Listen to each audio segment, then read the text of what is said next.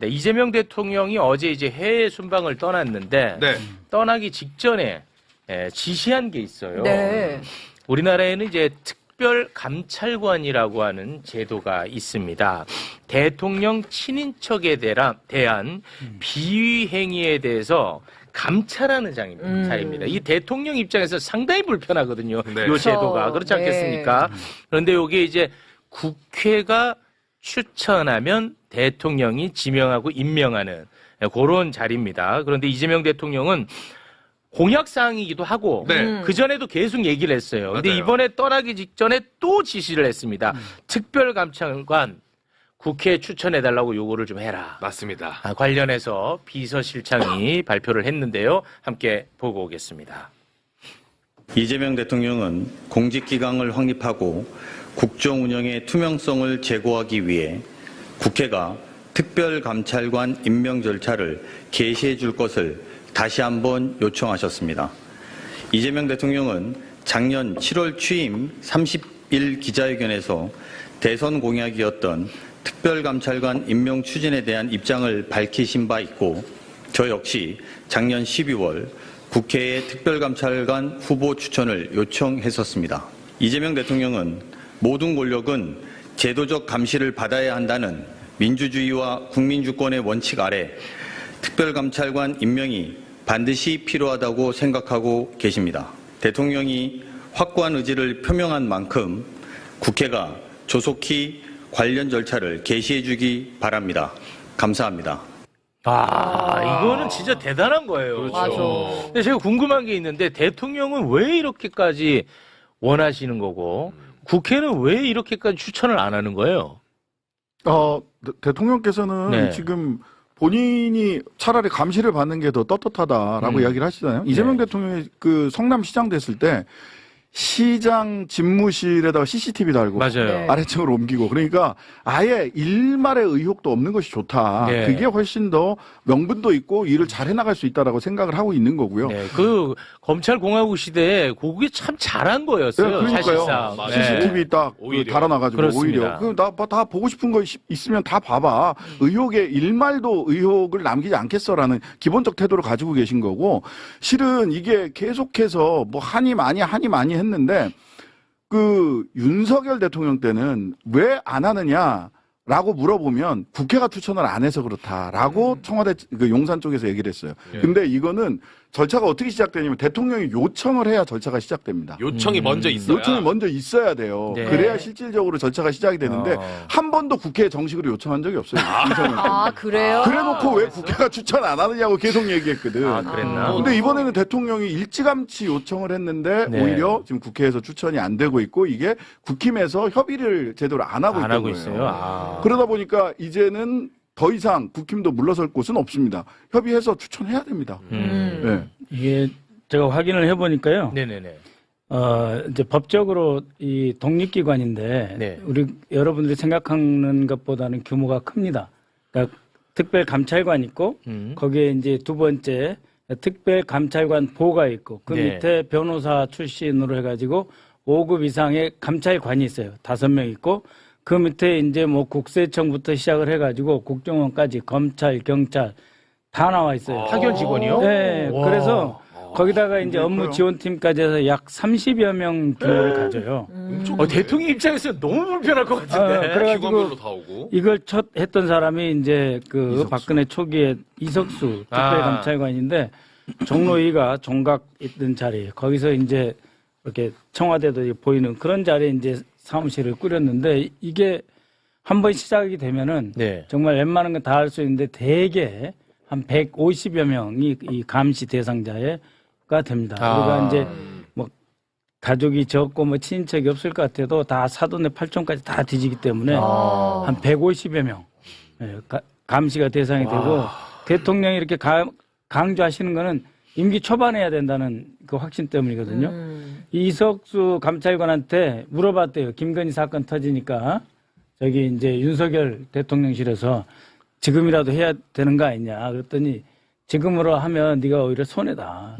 처음부터 해서 예방을 해야지 사건이 터지고 나면은 검찰 조사 받아야지 이 특별감찰관이 열심히 뛰어야 되지 또 그동안 왜 안 했냐 욕먹게 되지 그래서 정권 초기에 하는 게 맞다. 예방 차원에서. 예, 예방 차원에서. 대통령이야 본인이 청렴하게 대통령직을 수행하면 되지만 친인척을 다 관리할 수는 없으니까 그렇죠. 예방 차원에서라도 이게 네. 하는 게 좋다는 말씀이군요. 예, 예. 네. 그러니까 이제 뭐 대통령이 모르는 친인척들이 있어요. 모르는 모르죠. 왜냐하면 그럴 수 있죠. 육촌, 사촌의 네, 뭐 맞아요. 조카의 뭐 이렇게 되면은 알 수가 없어요. 네. 근데 어디 저기 뭐 고향이나 뭐 먼 데에서 사업하는 사람하고 속아가지고 뭐 무슨 그럴 수 알선 수지하고 있겠네. 이렇게 하는 걸 대통령 모르는데 나중에 사건이 커진 데서 알면 뭐하냐 이거. 아, 그럴 수 있겠네요. 가까운 친척도 연락 안 하고 지내는 경우도 많은데요. 맞아요, 네. 맞아요. 저만 해도 아주 가까운 부모님이랑 연락 안 하잖아요. 네. 근데 내가 대통령이야. 부모님 내 이름 팔고 다니면 내가 어떻게 할 거냐는 거야. 막을 수가 영도 없죠. 막을 수가 없어. 네.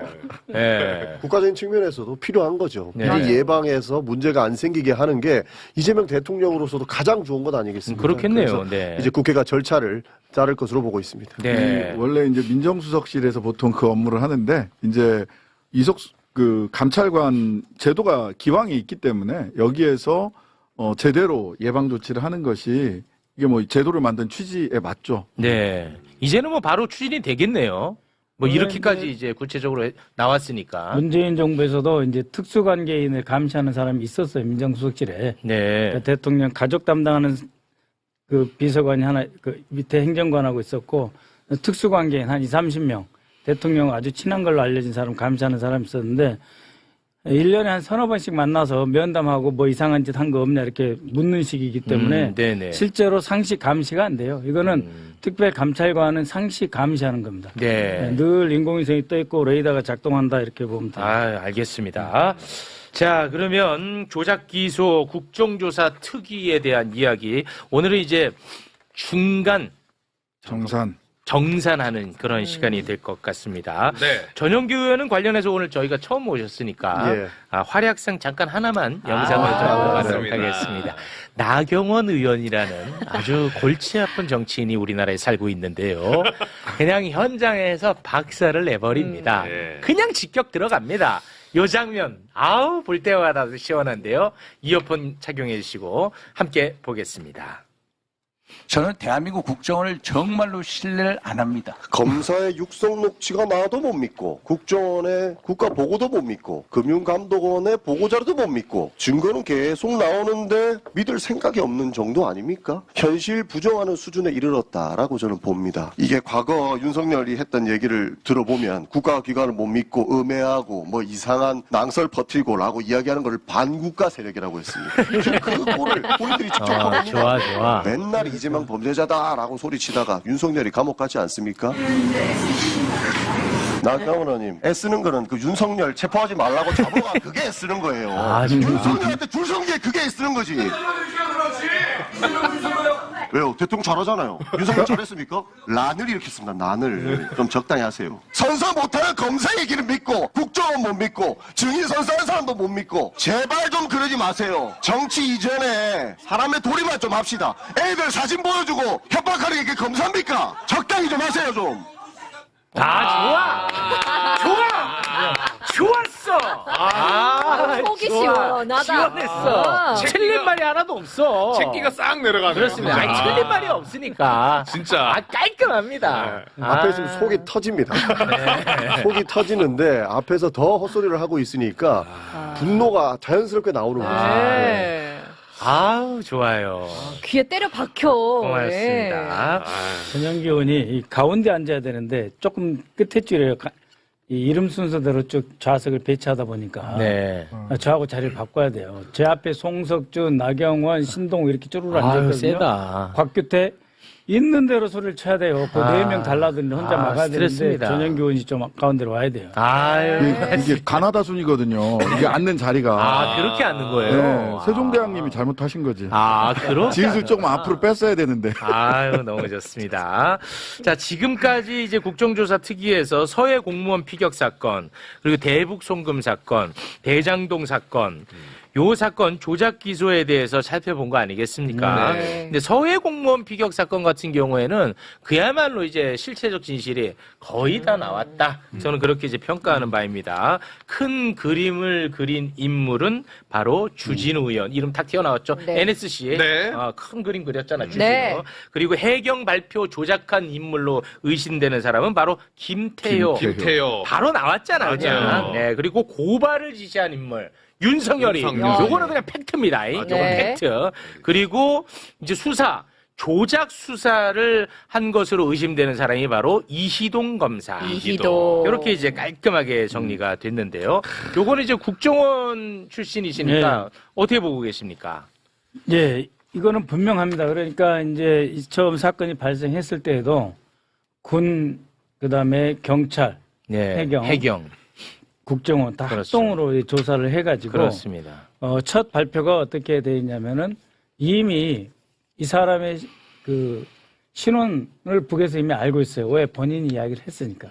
나는 대한민국 공무원 이대준이다. 네. 목적은 월북이다. 이렇게 이야기를 했고 그것을 한 사람이 들은 게 아니고 여러 사람이 계속 이거를 정보를 들어가지고 공유를 했거든요. 네. 이거를 돌이킬 수가 없어요. 그래서 사람이 바다에서 실종돼서 어딘가에 나타났어요. 그러면 그것을 스스로 갔느냐 아니면 강제로 끌려갔느냐. 근데 강제 납북이 아니란 말이에요. 네. 강제 납북이 아니니까 스스로 올라갔다 해서 자진 월북 네. 이렇게 되어 있는데 이것을 다 뒤집으려고 했는데 증거가 없는 거예요. 뒤집을 수 있는. 없어요. 없으니까 어디로 끌고 가냐면은 무슨 뭐 자료를 삭제했다, 무슨 보고서를 누락시켰다 이렇게 해가지고 서훈 안보실장하고 박지원 국정원장까지 다 네. 범죄자로 기소해버렸죠. 기소를 했지만 네. 이미 무죄로 네. 나와 있습니다. 그렇습니다. 그래서 이거는 너무 분명한데 뭐가 문제냐?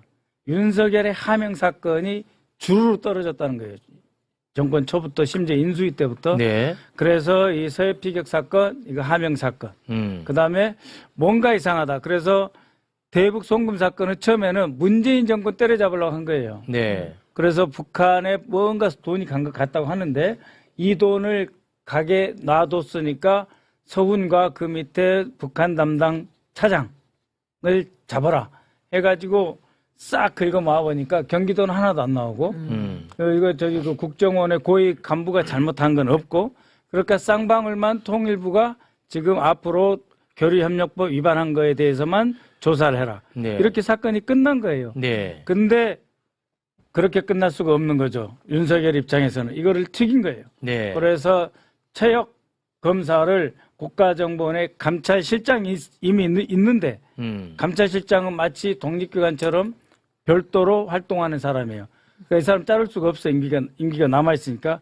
그러니까 최혁을 없는 자리 감찰기획관이라는 자리를 만들고 윤석열이가 가장 총애했다는 검찰수사관 이창현을 그 밑에 놓고 털털 뒤져가지고 문서를 찾아내고 그거를 그해 9월부터 2022년 9월부터 네. 계속 쌍방울 대북 송금 사건과 경기도지사가 마치 방북하려고 했다라고 하는 거를 CBS 노컷 뉴스를 통해서 계속 연속으로 한 5번을 보도를 시키면서 슬슬 이걸 키워가요. 네. 그런데도 증거가 없어. 안 나왔어. 안 나왔어. 그래서 이제 쌍방울 김성태를 불러가지고 또 이제 주리를 틀어가지고 증거 하나도 없는데 사람이 이렇게 몰아가는 수사. 네. 그 다음에 서해 피격도 증거 하나도 없는데 사람 아주 죽이려고 했죠. 그러니까는 네. 문재인 잡고 이재명 잡으면 끝이다. 그렇죠. 검찰공화국은 영원히 간다. 그렇죠. 그러니까 증거가 뭐가 필요하냐? 없으면은 주리를 틀어서 만들어라. 자백을 만들어라. 그렇죠. 이것이 현재 서해 피격, 대북 송금, 대장부 사건 전체 다입니다. 그렇습니다. 그리고 주리를 틀 때 감사원까지 껴가지고. 네. 서해 피격 사건 같은 경우에는 더 화가 나는 게 왜 공무원이 38시간 동안 표류하다가 북한에서 발견된지도 모르고 그냥 기소를 하는 겁니다. 그러니까 여러 가지 뭐 조사기관에서 거기 물이 뺑뺑 돈대요. 반시계의 방향으로. 네. 반시계 방향으로 돌다가 어떻게 하다 보니 물때가 바뀌어서 북한으로 갔을 수도 있다.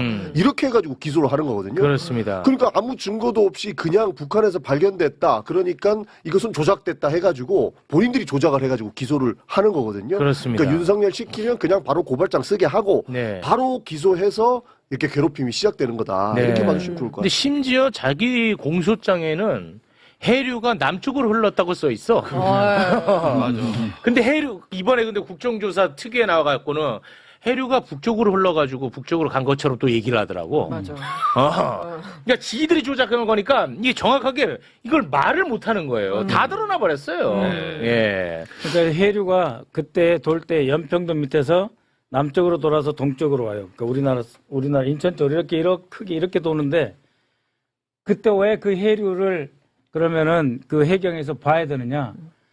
이분이 실종됐으니까 어디론가 실종되거나 뭐 시시니까 어디 아니면 살아 계시거나 하면 찾아야 되잖아요. 네. 그러면 물 돌아가는 방향을 알고 거기다 해경 배를 띄워가지고 그걸 따라서 찾는 거예요.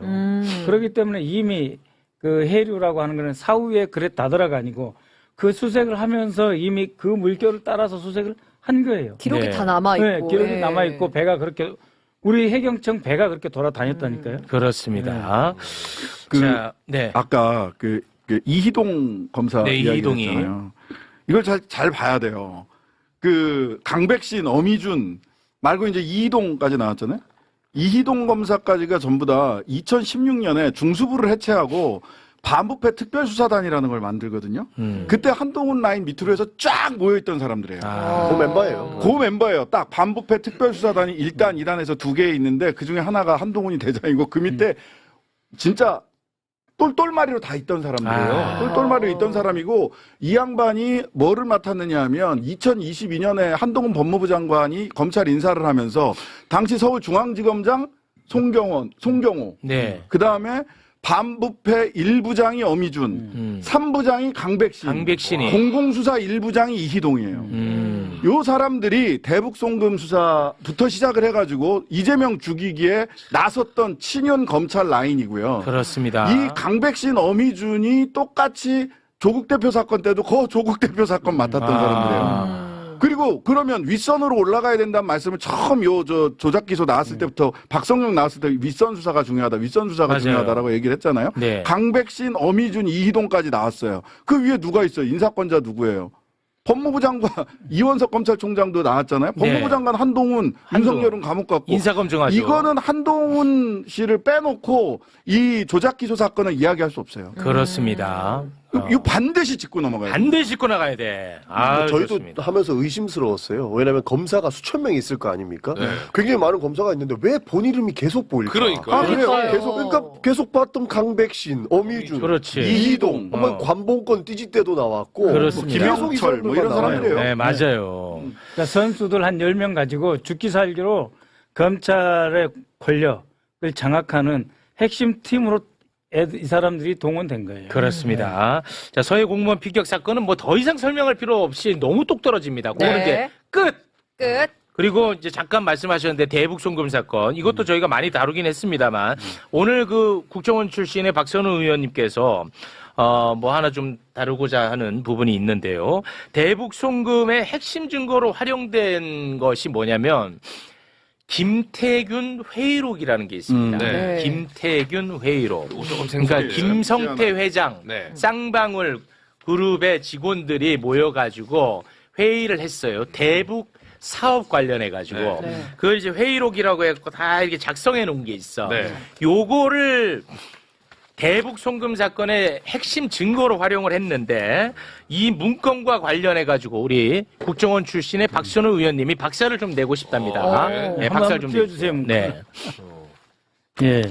그래서 지금 2019년 1월에 일본 도쿄 하얏트 리젠시 공영 컴퓨터에서 김성태하고 김태균이 두 명이 이제 만나서 작성을 했다 그러잖아요. 네. 근데 제가 박사 논문을 일본 동경대 가서 마지막 썼거든요. 오, 네. 그러니까 이 일본의 호텔에 키보드 있잖아요. 네. 키보드 자판이라는 게 있잖아요. 네. 거기에는 히라가나, 그러니까 일본의 알파벳 같은 거하고 영어 이거밖에 없어요.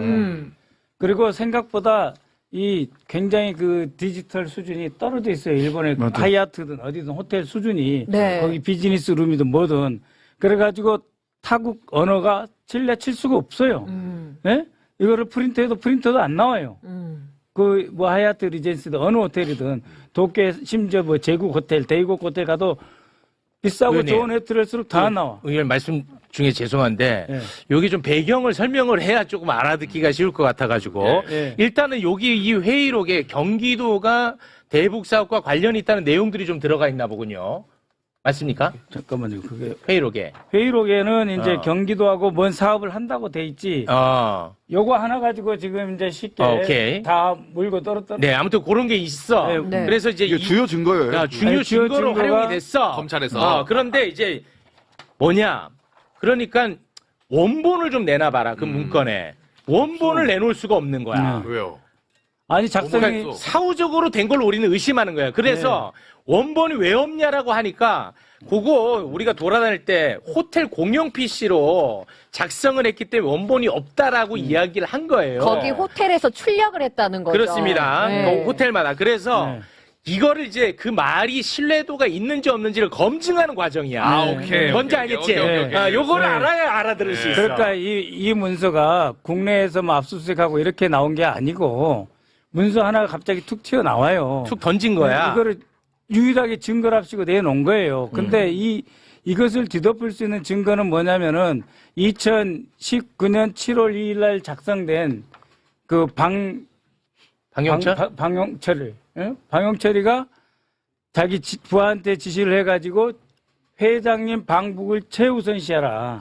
그래가지고 필리핀을 행사를 준비할 때 회장님 방북 계획서 같은 것들이 있는데 그렇습니다. 요거는 없애버리고 그렇지. 훨씬 그 전부터 경기도와 이 방북 문제를 협의했다라고 하는 가짜 문서가 하나 등장을 하는 거예요. 그렇습니다. 근거로 쓰기 네, 위해서. 그러니까 나머지는 다 말이고 증거가 있는 유일한 것은 방영철이가 회장님의 방북을 최우선시해라 그래가지고 자신들 개인이 직원들이 3만 달러, 5만 달러 종이 화장품 가게다 넣어가지고 돈을 운반을 한단 말이에요. 네. 그것도 누구 돈이냐? 김성태 개인 돈이라고 주장하는 100억을 다 바꿔가지고 그렇죠. 거의 1년 동안 북한에다 갖다 현찰을 갖다 줘요. 그렇습니다. 근데 이거를 입증할 게 없으니까 이 김태균, 김성태 문서를 조작한 거다 이거죠. 아, 그러니까 쉽게 갑자기 튀어나온 거야, 이 문건이. 쉽게 이해하면 이렇게 이해하시면 될 것 같습니다. 쌍방울 대북 송금. 그러니까 북한에다 돈을 갖다 줬다는 어마어마한 사건 아닙니까? 그렇죠. 근데 왜 이렇게 검찰은 이화영 부지사한테 이재명을 불러 회유하고 압박하고 이런 이야기를 했을까요? 다른 증거가 없는 거예요. 증거가 없지. 그러니까 쌍방울과 경기도가 같이 사업을 했다고 하는 다른 증거가 없기 때문에 이화영의 입에 엄청나게 많은 노력을 기울였던 건데 그중에 핵심 증거라고 하는 게 이 방금 뭐 제국 호텔에서 만들었다고 하는 회의록에 그렇습니다. 경기도와 사업을 한다 이런 내용이 있어서 그렇죠. 아주 중요한 증거였다는 거예요. 그렇습니다. 그런데 이거를 이제 현장 검증을 노정면 의원이 했는데 네. 이거는 뭐 가능성 거의 제로에 가깝다는 거 현장 검증을 했다는 겁니다. 네. 이게 문서가 유죄의 증거가 되려면은 몇 가지 단계를 거쳐야 되거든요.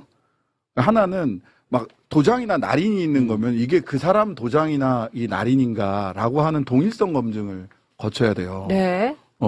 그 다음에 이게 이제 형식상의 진정성이라고 얘기를 하고 그 다음에 디지털 문서 같은 경우는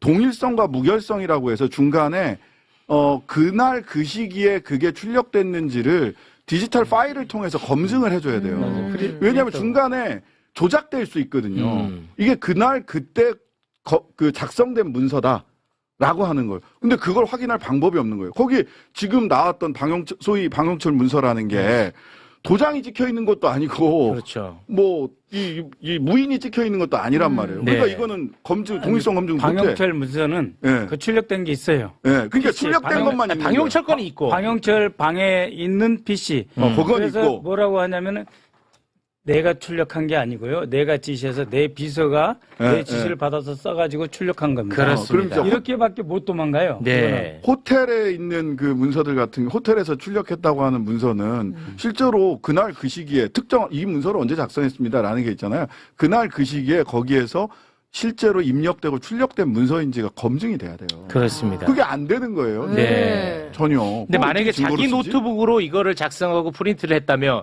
그게 기록이 다 남잖아. 네, 바로 남아요. 그러니까 이거를 이런 식으로 알리바이를 댔던 거야. 어디 호텔, 뭐 어디 무슨 아파트먼트 어쩌고 저쩌고 얘기를 갈줄 하는데 몰랐던 거죠. 말이 그렇죠. 안 돼요. 말이 네. 기본적으로. 네. 그런데 더 몰랐던 건 이것까지 현장 검증할 거라고 상상 못 했는데 노정민 의원이 그 현장 검증을 다 해봤더니 이렇게 나올 가능성은 거의 0에 가깝더라는 거야. 오케이. 됐죠? 네. 키보드에 한글 자판이 없습니다. 어느 날. 네, 키보드 한글 자판도 없고. 네, 외국 좋습니다. 다니는 분이 계신가? 자, 그러면은 이제 대장동 사건으로 좀 넘어가 볼까 하는데, 대장동 사건 조작 기소의 근거로 민주당이 지금 제시하는 게 뭐 너무 많은데 네. 대표적인 게 한 3개쯤 됩니다. 자, 먼저 2기 수사팀 정식 인사 전에 사건 기록 검토한 정황이 있고, 자, 이어서 대장동 1기 수사팀이 증언했죠. 수사팀 교체 후에 이재명 대통령 공범 포함시켰다. 2기 수사팀이. 네. 자, 그리고 세 번째가 이재명 대통령이 미의권 상태였는데 그 당시에 유동규 내연녀 압수수색하면서 입건도 되지 않은 이재명 대통령을 압수조사에 피의자로 적시를 해놨다. 그런 겁니다. 앞에 거, 예, 여기 예. 제가 하나하나 이제 그러면 살펴보겠습니다. 네. 윤석열 정부로 바뀌고 대장동 수사팀이 바뀌어요. 네. 근데 2기 수사팀 정식 인사 전 사건 기록 검토 정황이라고 써 있잖아요. 네. 근데 대장동 수사팀이 바뀌기 전부터 사건 기록을 어미준이가 검토를 한 정황이 나와버렸어요. 나온다, 어미준. 이거는 완전히 불법이거든요. 자, 관련해서 국회 영상 함께 좀 보겠습니다. 윤석열 정권은 대장동 사건을 이재명 직위기로 사용하기로 마음먹고 22년 7월 4일 어미중 강백신 두 부장검사를 반부패 13부장에 배치합니다. 그런데 이 두 사람을 정식 인사하기 2개월 전에 22년 5월 중앙지검 직무대리로 발령을 냈고 서울고검의 사무실을 배정하고 대장동 수사 기록을 주임검사인 정용환 부장검사의 허락도 없이 무단으로 기록을 검토하고 수사를 기획합니다.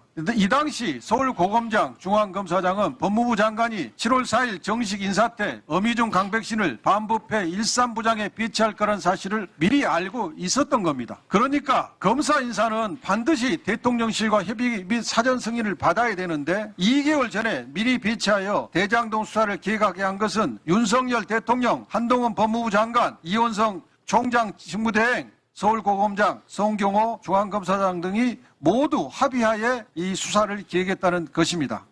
그러니까 1기 수사팀에서 이재명 관련한 내용이 하나도 나오질 않았어요. 윤석열 정부로 정권이 바뀝니다. 네. 그러니까 이재명을 이제 잡기 위해서 5월부터 얘네들은 이거를 들여다보기 시작한 거라는 거죠. 팀을 꾸렸어. 취임하자마자. 송경호가 이제 5월 23일 날 딱 임명이 돼요. 이때부터 이거는 문재인 정권과 야당에 대한 선전포고라고 그렇게 받아들이고 있었어요. 그래서 이제 저 사람들이 이제 진짜 짓밟을 거다. 우리가 생각도 못한 일이 벌어진다. 대선 때 검찰공화국이 된다는 게 바로 신호탄이 송경호다. 이렇게 생각을 했는데 네. 바로 그 이틀 뒤에 이 강백신하고 이 어미준이 이 사람들이 직무대리로 와서 앉아 있는 거예요. 무섭다. 그래서 이미 이원석, 한동훈, 송경호, 윤석열 이들은 벌써 이재명 대통령, 이재명 지사, 이재명 후보 잡기에 처음부터 팀을 투입이 된 짜고 거지. 밀고 들어온 거고. 무서워. 네. 그 중에 바로 첫 시작이 이제 대장동 사건이고. 네. 대장동 사건에서 전 일기 팀에서 혐의를 발견하지 못했다. 네. 이렇게 하니까 어떻게 쥐어짜자면 아무거나 다른 것도 혐의 있을 수도 있으니까 계속 수사해야 된다는 보고서 하나를 남기게 만들어서 끌고 가요, 사건을. 네. 예, 그렇게 끌고 가가지고 이재명 잡기에 올인을 하는 거죠. 네. 근데 증거가 아직도 안 나오고 있어요, 증거가. 그렇습니다. 그러니까 자기네들도 잘못한 건 아는 거예요. 네. 예를 들어서 파일은 봤다. 이제 그것까지는 부인하지 않습니다. 그 미리 검토한 건 맞는데 그게 USB로 본 건지 아니면 수첩으로 이렇게 정확하게 내어 놓은 건지 그것도 모르고 본인들은 그냥 파일만 검토했습니다라고 빠져나가고 있어요. 그러니까 이렇게 지금 봐봐. 이재명 대통령과 관련된 내용이 지금 하나도 없잖아. 근데 이재명을 잡기 위해서 지금 팀을 구성했잖아. 그러다 보니까 여기서 실수가 발생을 해요. 네. 자, 조작 기소의 근거 다시 한번 좀 띄워주시겠습니까? 세 그게 가지. 이제 두 번째인데, 네. 여기 세 번째인데요.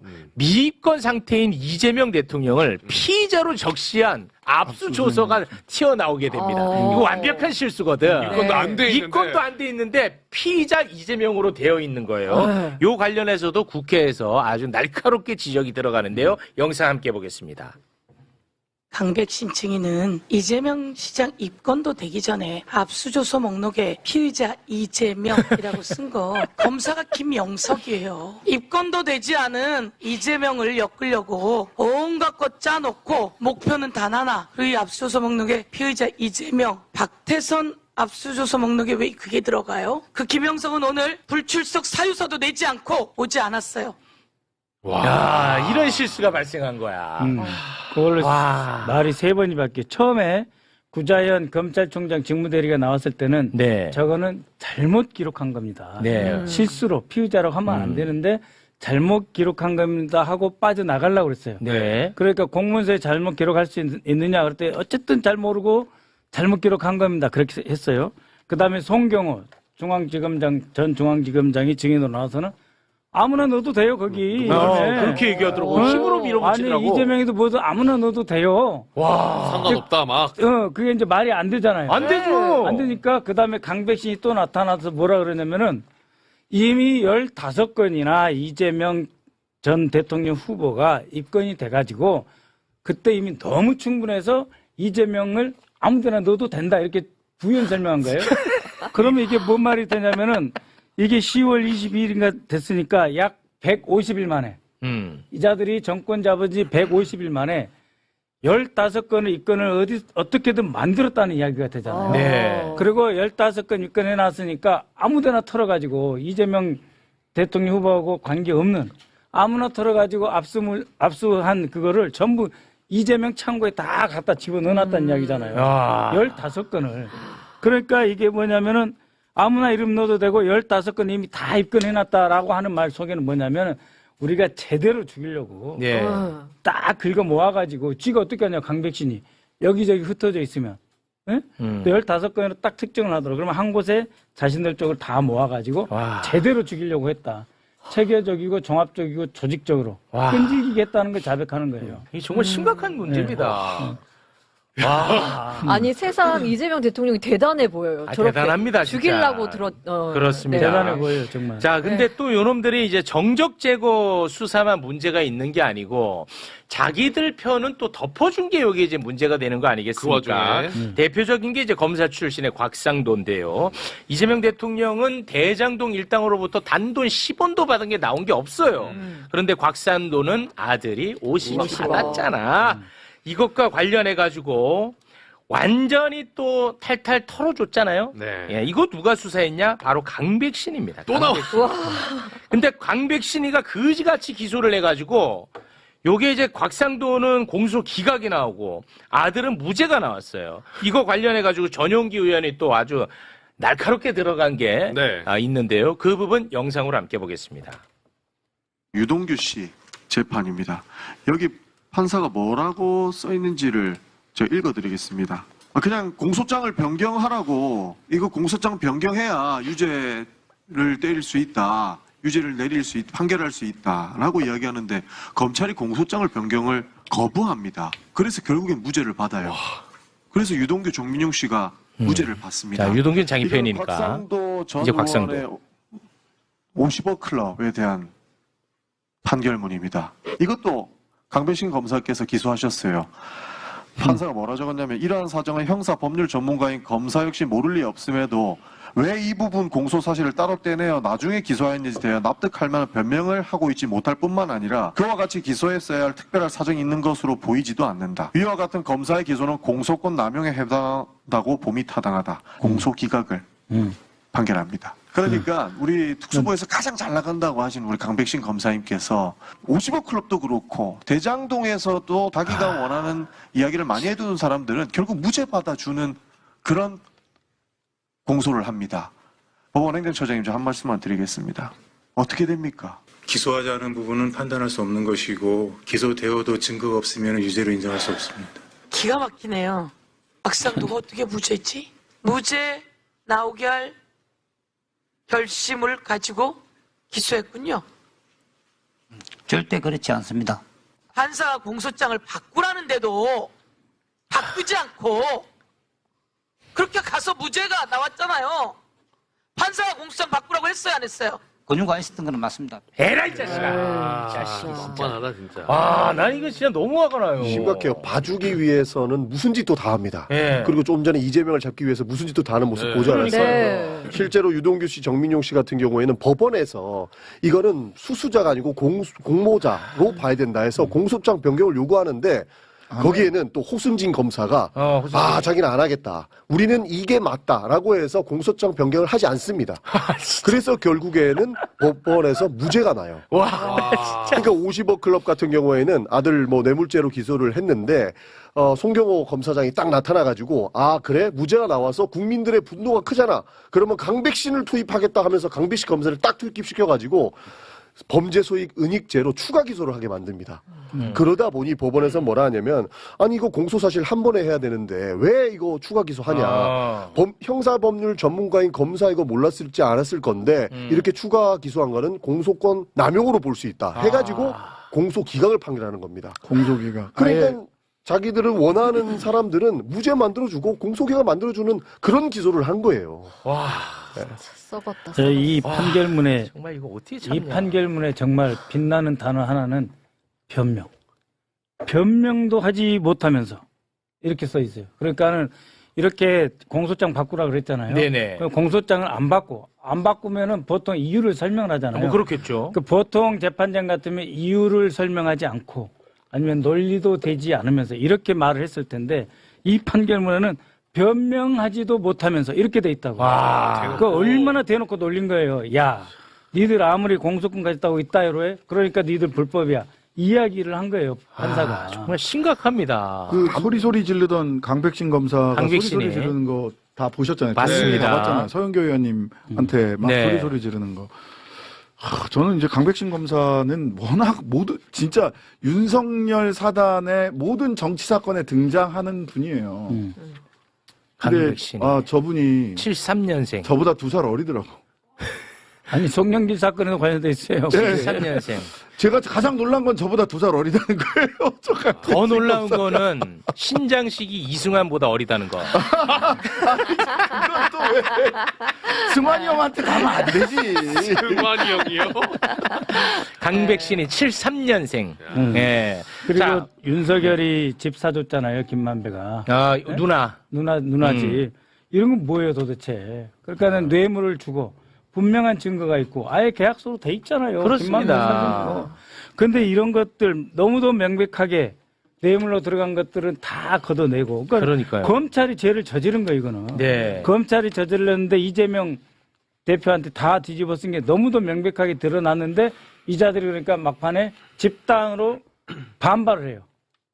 저것들이 이제 우리 죽었다 생각하고 특검 오면은 도망갈 길이 없다고 판단하니까. 맞아요. 소리를 지르고. 그 얘기를 지금 하려고 한 겁니다. 제가 보세요. 지금 우리 짧게만 정리했는데도 이게 너무 심각하잖아요. 이거는 진짜 대한민국 시스템 자체를 무너뜨린 자들입니다. 네. 저는 그렇게 보거든요. 그러면 검찰의 책임자가 나와서 석고대죄를 해도 그걸로도 용서가 안 돼. 그렇죠. 네. 그런데 지금 검찰총장 대행이라는 자가 있는데 이재명 정부의 검찰총장 대행입니다. 근데 이 자가요. 고개를 숙이는 게 아니라 지금 이런 놈들 있지. 강백신이 같은 놈들을 두둔하고 나섭니다. 나는 정말 이걸 보면서 너무너무 화가 나요. 그 장면 함께 보겠습니다. 이번 국정조사에 대해서 재판 중인 사건을 대상으로 한다는 점에 대한 우려와 법과 원칙에 따라 실무를 담당했던 검사들의 증언은 필요 최소한으로 해주실 것을 말씀드린 바 있습니다. 그러나 이후 진행된 국정조사 과정에서 다수의 담당 검사 수사관들이 증언대에 서게 되었고 모욕적인 말을 듣거나 답변 기회를 제대로 얻지 못하는 상황들이 발생하였습니다. 대통령이 모욕을 당했고 국민이 모욕을 당한 건 안 보입니다. 이자는. 그러네. 근데 이자는 문제가 뭐냐? 이재명 정부의 검찰총장 대행이야. 그런데 지금도 법과 원칙에 따라서 수사를 했대. 이런 얘기가 나옵니까 지금? 황당한 거죠. 그래서 28일 날 증인으로 다시 나오십니다. 그래서 완벽하게 정리하는 청문회에서는 구자현 검찰총장에 대한 책임도 저희는 물어야 된다고 보는 거예요. 사실 이렇게 무죄 받아주는 공소 이거 말고도 봐준 사건도 저희는 어마어마하게 많다고 보거든요. 네. 예를 들어서 대장동에 보면 30억 공갈 사건이 있습니다. 이 사건은 딱 자기들이 지고 있고 만약에 이 증인이 본인들한테 불리한 발언을 하면은 그때 기소할 작정을 가지고 있는 거라고 저희 의심하고 있거든요. 예. 이렇게 법을 남용해서 검찰권을 가지고 있는 사실 이제는 좀 청산해야 된다고 저희는 보는 거예요. 그러니까 주가 조작도 4천억의 이익을 봤단 말이에요. 네. 쌍방울이. 그걸 쥐고 있어요. 지금도.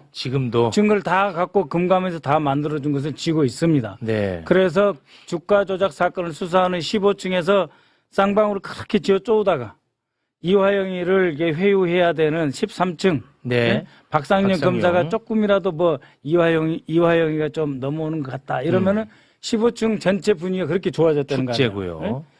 그럴 정도로 주가 조작 사건으로 4천억이고 얼마고 다 먹고 살아. 이화영이 통해서 경기도지사 방북 비용 대납 이런 단어 한두 개만 받아내면 돼. 이게 말이 됩니까? 종이 한 장도 없고 녹음 한 장도 없고 심지어 이호남이가 왔다 갔다 한 사진 한 장도 없고 아까 말씀하신 자기들끼리 회의록이나 컴퓨터로 출력하면 프린터 출력한 시간이 나오잖아요. 그런 거 하나도 없는 거예요. 네. 그래놓고 오로지 이화영 말 한마디로 대통령 후보 이재명, 전 후보 이재명을 죽이려고 그렇게 하는 거예요. 네. 그것도 대검에서 특별 전담 검사 3명이 내려와가지고 수원지검으로 내려와가지고 15층에서 수사를 사실상 집단적으로 지휘하는 거예요. 네. 네? 이화영이 하나 말 끄집어내면 니들 다 산다. 지금 이런 것들이 지금 만천하에 드러나고 있는데도 지금 저자는 저렇게 말을 한다는 게 국민을 너무 우습게 하는 것 같아요. 그래서 구조적으로 지금 7개 사건 하고 있잖아요. 네. 7개 사건뿐만 아니라 윤석열 중앙지검장, 윤석열 검찰총장, 윤석열 대통령 시기에 저렇게 조작 기소하거나 한동훈 이 전부 다 거기서 핵심 역할을 했어요. 윤석열 네. 바로 밑에서 법무부 장관 하면서 인사까지 다 했던 거 아닙니까?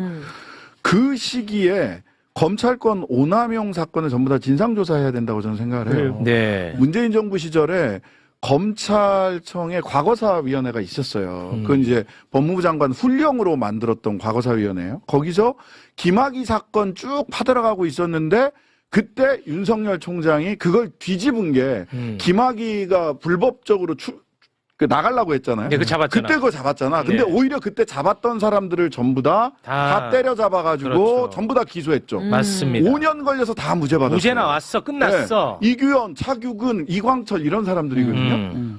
근데 그때는 이제 훈령으로 했는데 그게 아니라 저는 국회에서 특별법 만들어서 과거사, 검찰 과거사, 진상조사 다 해서 강백신이 더 이상 저렇게 국회에 나와서 큰 소리 치고, 국회의원 앞에서도 그런 소리 하는 것들을, 죄송합니다. 그런 일들이 다시는 벌어지지 않도록 정말 단단히 뿌리를 뽑아야 돼요. 네. 그렇습니다. 국정조사가 한 일주일 정도 남았는데 이제 네. 특검으로 가야 됩니다. 가야 되겠죠. 네, 특검으로 네. 가서 이 책임을 안 물을 수가 없는 상황이 그렇습니다. 됐어요. 지금 민주당 차원에서는 이제 뭐 고발도 하고 예. 있고 계획하는 것 같은데 이건 뭐 특검 사안이라고 보시는 거죠. 그렇습니다. 지금 예. 고발은 고발대로 진행을 하고요. 네. 위증은 또 위증대로 고발을 할 거고 추가적으로 특검에 대한 법률안 논의가 지금 이미 시작이 됐습니다. 됐어요? 그렇습니다. 네. 국정조사는 국정조사 가는 드라이브를 세게 걸고 있을 때 네. 원내 지도부 차원에서 이제 특검법을 논의하기 시작했습니다. 다행입니다. 뒤늦었지만 우리가 너무 고발을 다행입니다. 해도 공수처에서 그냥 뭉개버리면 끝이거든요. 그러니까요. 그래서 특검을 가야 된다는 주장을 저희가 하고 네. 있는 거예요. 단 한 번이라도 처벌의 역사가 있으면 그러니까. 저런 검찰총장 대행 같은 모습은 안 볼 수 있잖아. 지금도 법과 원칙에 따라서 수사했는데 왜 국회의원들이 많이 물어보니? 아니 그럼 물어보자 안 물어봐 그러면 아니, 그러니까 때릴까? 법과 원칙에 따라 말 안 하는 게 있죠. 조작해서 우리 마음대로 수사한 거예요. 그렇습니다. 네. 근데 이 얘기를 하면 엊그제도 뭐 중앙일보 보니까 무슨 뭐 파산청이니 뭐니 뭐 검찰들이 전부 다 사기가 떨어졌고 민생 사건 처리를 못 한다 그런 얘기를 하는데 그러려면 소위 조작 기소 사건을 위해서 이재명 대통령님에 대한 그런 사건들 전체적으로 보면 투입된 검사가 200명이에요. 200명. 대략 200명이에요. 그 200명 거기다가 때려박지 않았으면 민생사건 수사 잘하고 있었을 거예요. 전체 검사 한 2,000명 남짓인데 그중에 10%를 한 사람 때려잡는 데다가 집어넣었어요. 네. 그래놓고 무슨 뭐 검사들이 일이 많고 어쩌고 저쩌고 그런 소리 하시는지 난 납득할 수가 없어요. 한 사람을 잡는 문제가 아니라 대한민국 민주주의를 훼손한 사건입니다. 그게 핵심이에요. 그런데도 아직도 저렇게 검사 편들을 들고 있어. 나는 이거 너무 화가 나. 다 자기가 공범이라고 스스로 막 자백하고 있는 거예요. 저도 그렇게 보입니다. 네. 공범 자백 중. 자, 그러면 세 분과는 여기서 인사를 나누도록 하겠습니다. 세 분 대단히 고맙습니다. 감사합니다.